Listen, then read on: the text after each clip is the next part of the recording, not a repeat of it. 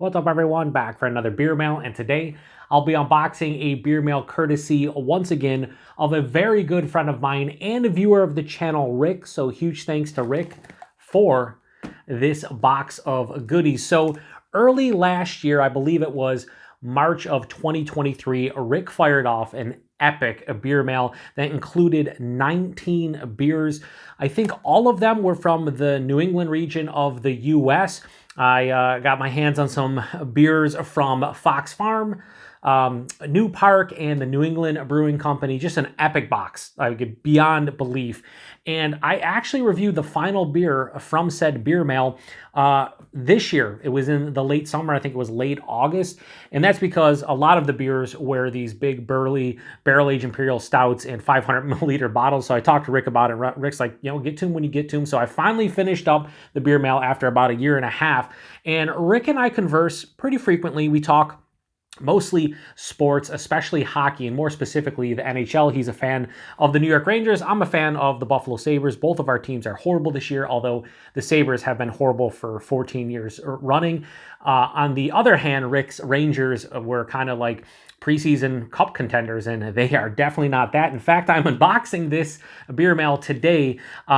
They just lost at home to the Los Angeles Kings 5-1. So I don't know if they'll fire the coach or anything else will go on, but kind of crazy. But anyway, yeah, so he wanted to fire off another box to me. He hit me up a couple days ago. I was like, hey man, I'm going to send you a small box. It's not going to be as crazy as the original, but I think you're going to enjoy the beers in the beer mail. And that holds true for every single beer that I receive, whether somebody gives me a beer or they send it my way, whether it's one beer or 20. I just appreciate the generosity from all of you kind individuals that have ever sent me beer. And in this situation, Rick, I cannot thank you enough. This is going to be a lot of fun. So I cut open the box already because yesterday I wanted to make sure everything survived. I did not look inside the box. I just kind of felt around, make sure it wasn't wet. It seems like there might be a bottle in here. There are definitely some 12 fluid ounce cans, but I don't know. So I'm going to put this off camera here and we're going to start going through it. So definitely a lot of bubble wrap at the top here. As you can see, I'll just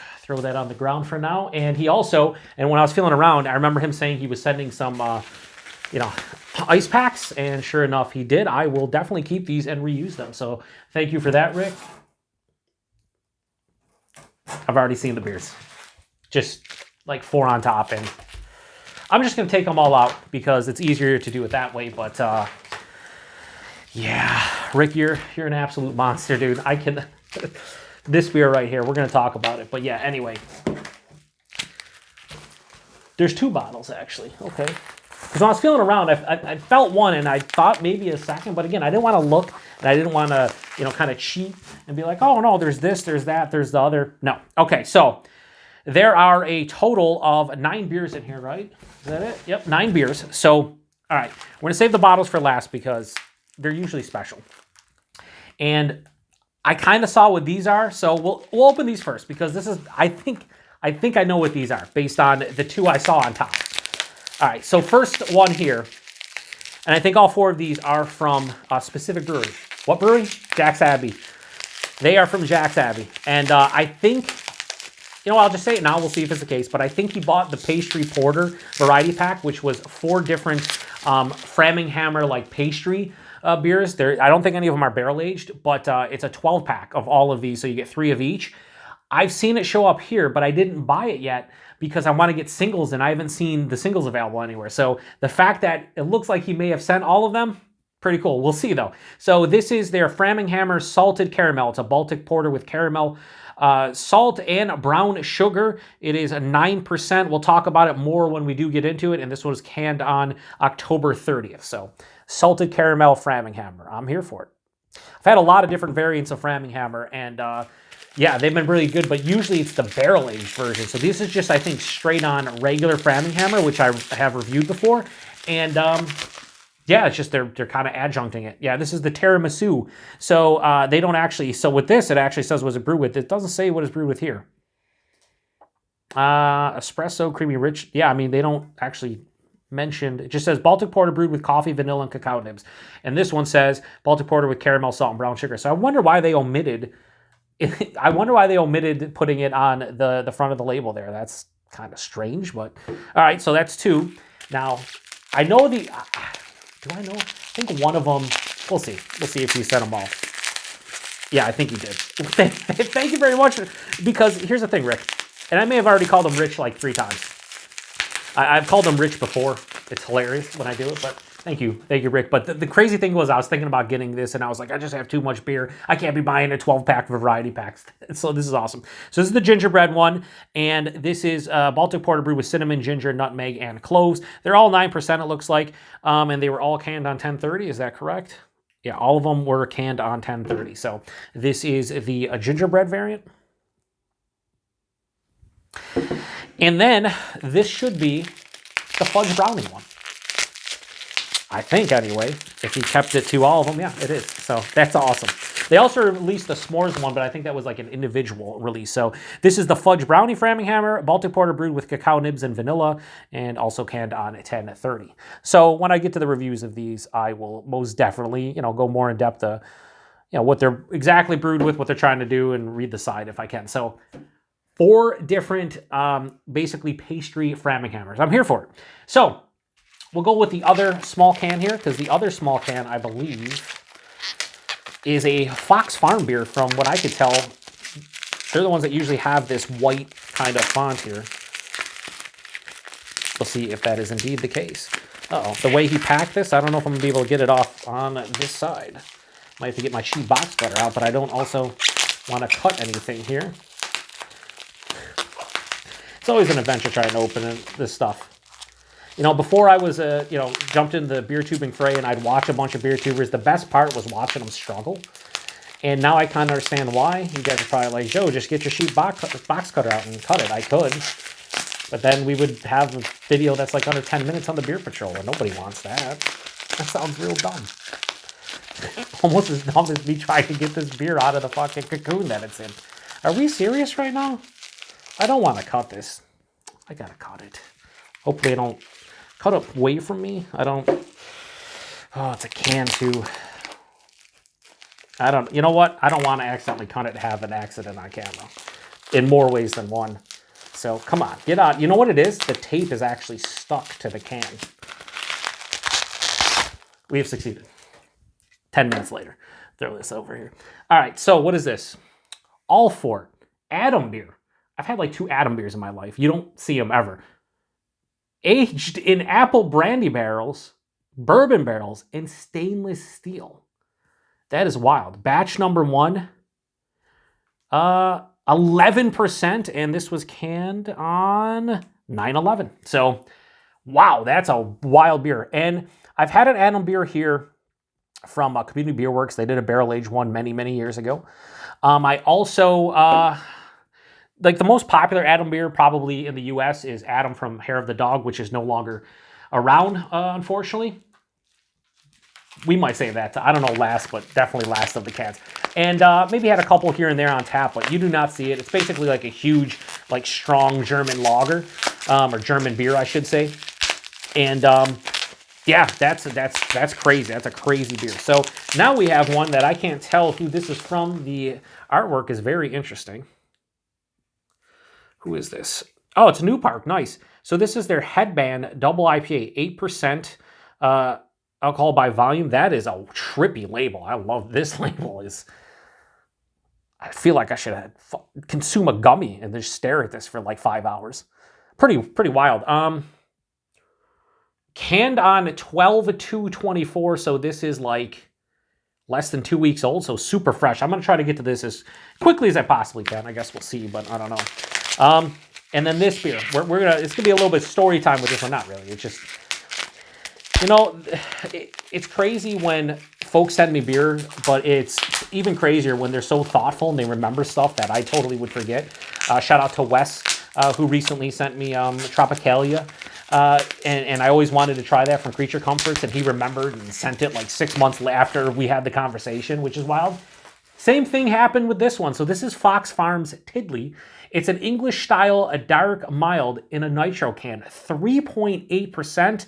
And this one was canned on November 6th. So yeah, this is absolutely awesome. He sent it my way. Some of you guys might be like, why are you excited about an English style dark mild in a nitro can? Because I have seen so many people drink that beer or have that beer and love it. And I love dark milds, and I have always wanted to try it. And Rick was, I want to say it was about a week and a half ago, maybe 2 weeks ago at the Max. He was actually drinking at the brewery at Fox Farm, and he tagged me in his Untapped check-in, and he was having it on right from the brewery on draft. And he's like, Joe, I know you're pretty jealous right now. And I was like, you know what, Rick, you mother effer? I am jealous. I was like, hey, if they have cans of this at any point, please grab it. I'll pay you for them. Yeah, just let me know. And he sent it in the beer mail, because that's the type of dude Rick is. I'm almost feeling like I'm getting emotional here. And I know this is just, reviewing beers on YouTube, and this is a hobby and whatnot, but this really moves me in a way that's like, people remember stuff like that, or like, hey, I know so-and-so enjoyed it. I'll be very thoughtful and pick it up, and here we are. So yeah, that's pretty wild.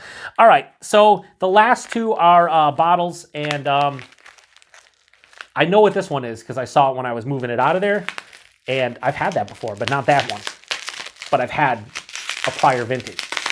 This, I have no idea. I can't even tell because it looks like the label's darker and I can't really see anything.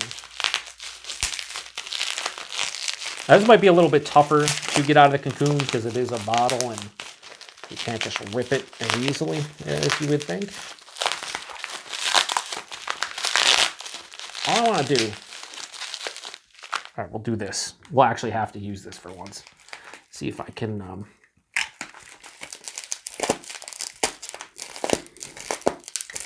I think that might work, and I'll be able to get it from the top and the bottom here. Just slide this off. Easier said than done. Tape sticking to it. Yeah, tape is totally sticking to it. All right. And then we should be able to get this out of the cocoon here, and I think that, and then maybe not. All right. So what is this? Cypress Barrel-Aged Barley Wine. Who is this? Is this New Park? Yeah, this is New Park. Barrel-aged barley wine, 13.5% alcohol by volume. Share with friends. Don't tell me what to do, New Park. This is a barrel-aged barley wine. This dome piece, taking it right to it. Anyway, is this the 2024 release? I would assume this is probably a newer release. So Rick, let me know because I can't see here, but that is awesome. Rick knows I love English barley wines and barley wines in general, barrel-aged, whatever. That, my friends, is wicked awesome, as they would say in the New England region. And last but not least, if this is this year's release, thank you very much. If it's last year's release, thank you very much. If it's the 2019 release, thank you very much. Doesn't matter.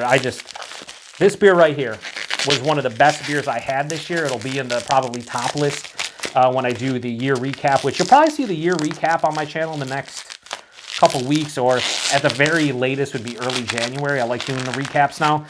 The year in review, I would say. And this one is sticking to the wax. Okay.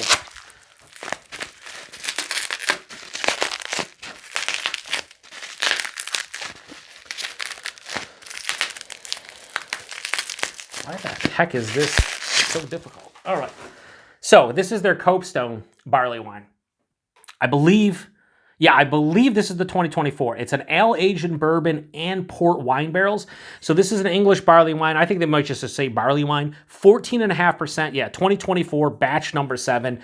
So I reviewed I think it was the 2022, and I reviewed that, I think it was earlier this year. I think. Maybe late last year. I don't know. It was an amazing beer, though.